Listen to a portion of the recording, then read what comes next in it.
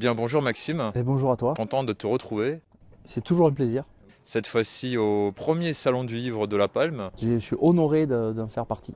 Qu'en penses-tu pour le moment? C'est toujours une initiative vraiment cool de la part des villages comme ça et des organisateurs de faire ce genre d'événement parce que le livre, plus beaucoup de monde qui lit, et surtout dans la jeunesse. Et voilà, je soutiens ça à mon maigre niveau par ma présence. Quand je peux, bien sûr, je peux pas forcément tout le temps. Mais là, ça m'a été proposé par une des organisatrices. Elle y était à Béziers l'an dernier, mais j'ai vraiment discuté avec elle à Bessan.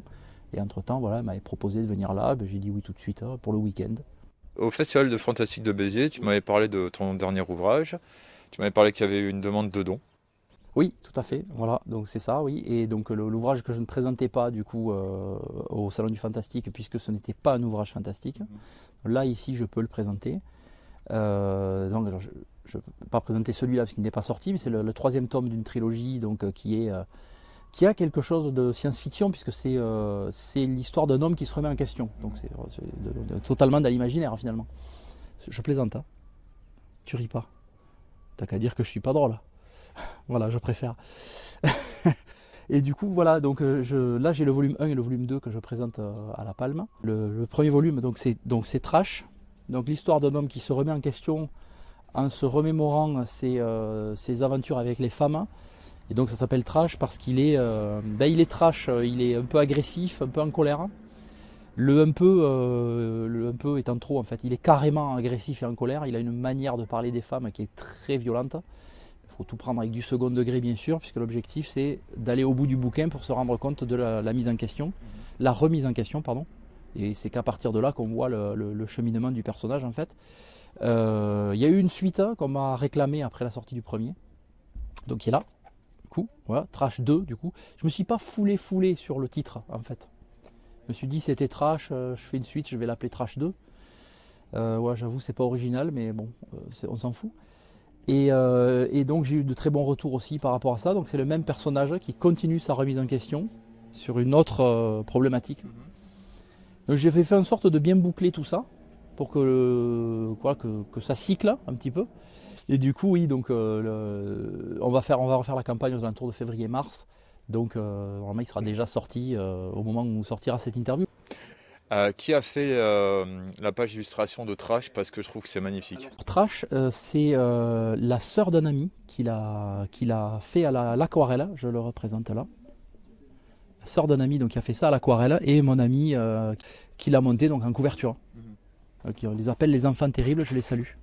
La couverture, elle est belle, mais ce qu'il y a à l'intérieur, pas trop quoi. Ben, en fait, ça représente le mot trash qui veut dire ordure, mais écrit avec des fleurs du coup. Donc oui, ça représente vraiment le décalage entre ce dont on parle et l'intérieur de ce qu'on peut être. Parce qu'on a beau des fois être abîmé, être choqué, vivre des traumas ou quoi que ce soit. Dans le fond, on n'est pas forcément mauvais. Donc il peut y avoir une couche d'ordure énorme qu'on met sur notre comportement. Oui, voilà, tu le manifestes sous ce terme-là. Là, je le fais, moi je te parle d'ordure par rapport à ce titre. Et voilà, l'objectif du livre aussi, c'est un petit peu qu'est-ce qu'on va faire qu'est-ce qu'on est capable de faire pour se dégager de ces couches-là ou de ce masque-là. Et qu'est-ce qui fait que la remise en question arrive et voilà. Là, lui, en l'occurrence, voilà, il sort de chez un plan cul. C'était sordide. Hein, il se dit qu'est-ce que j'ai fait pour en arriver là. Et le cheminement de pensée commence à ce moment-là. Il est dans sa voiture, c'est les embouteillages, il est en colère et il réfléchit. Alors au début, il est très en colère, il est légitime, il a raison, les femmes, c'est toutes des connasses. Sauf que, en réfléchissant, il se rend compte que le connard dans l'histoire, c'est peut-être lui. Voilà. Et quel message veux-tu véhiculer dans cette trashitude? Dans la trilogie Trash, la Trashlogie, comme elle s'appellera quand le troisième sera sorti, le message, c'est déjà la remise en question, elle est possible, même si on a fait des conneries et qu'on n'est pas toujours tout blanc dans tout ce qu'on a fait. C'est pas grave, à partir du moment où déjà on commence par se pardonner et ensuite éventuellement pardonner aux personnes qui auraient pu nous faire du mal. Mais surtout, en fait, c'est générer une réaction chez le lecteur ou la lectrice, que ce soit du rire, que ce soit du dégoût, que ce soit de l'énervement, que ce soit d'une forme de nostalgie, ou peu importe. Qu'est-ce que cette histoire-là et la remise en question du personnage va déclencher chez toi?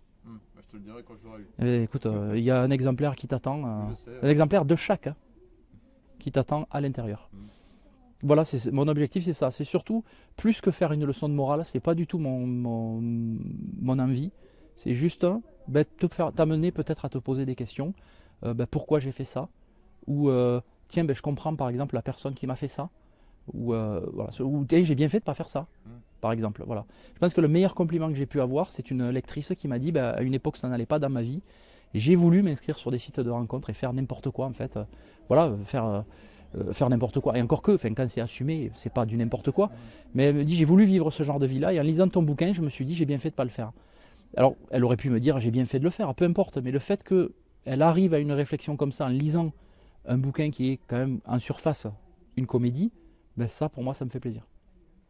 Si après la personne fait que rire en disant c'est très très drôle, ça me va très bien aussi. Mais j'ai trouvé ce compliment, cette réaction très positive. Je me suis dit, voilà, j'ai amené une réflexion à cette personne-là. Ça c'est chouette, surtout à travers un petit bouquin, il fait 140 pages, il se lit très très vite.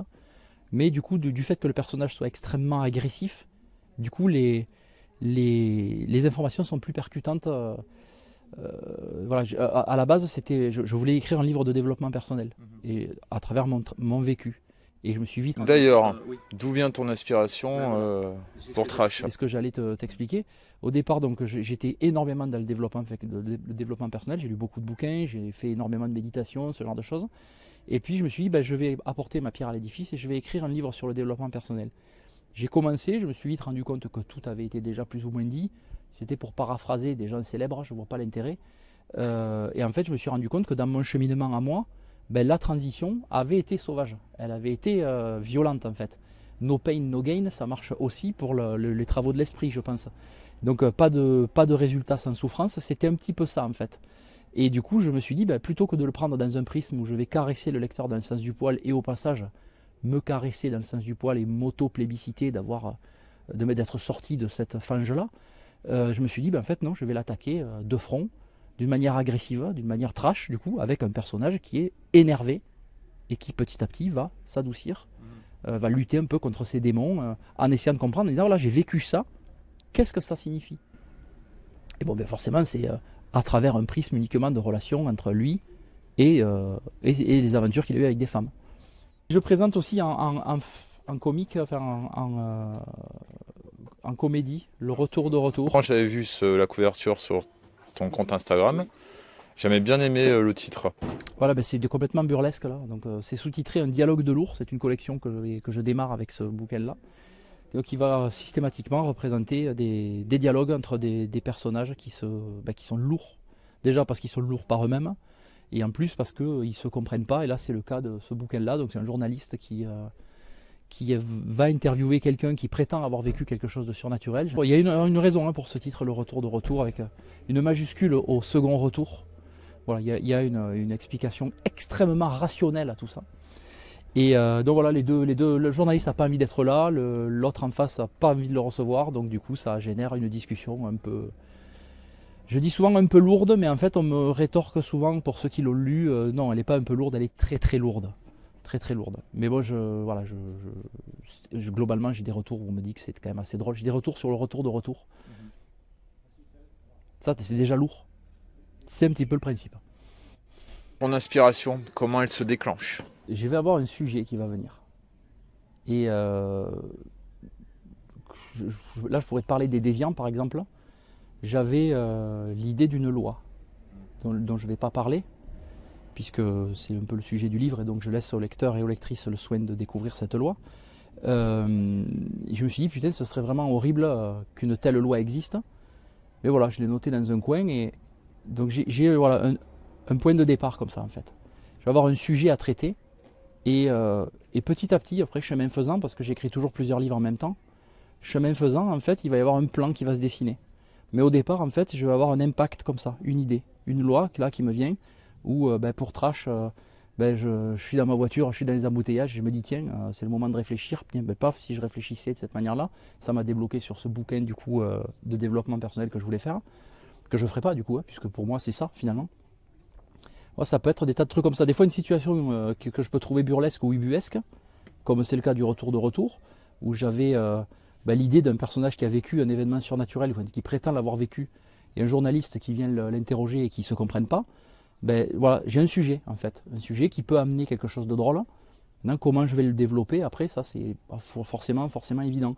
Et c'est à force d'en parler, j'en parlais à des amis, un jour un ami me dit t'en es où de ce bouquin-là alors du coup, sur ce journaliste-là ben, j'ai toujours l'idée qui traîne, mais je ne sais pas trop comment aborder le sujet. Et comme lui fait du théâtre, il m'a dit ben, sous forme de dialogue peut-être. Et là j'ai repensé à un livre d'Amélie Nothomb, je crois que c'est Péplum si je ne me trompe pas, qui est un dialogue du début à la fin.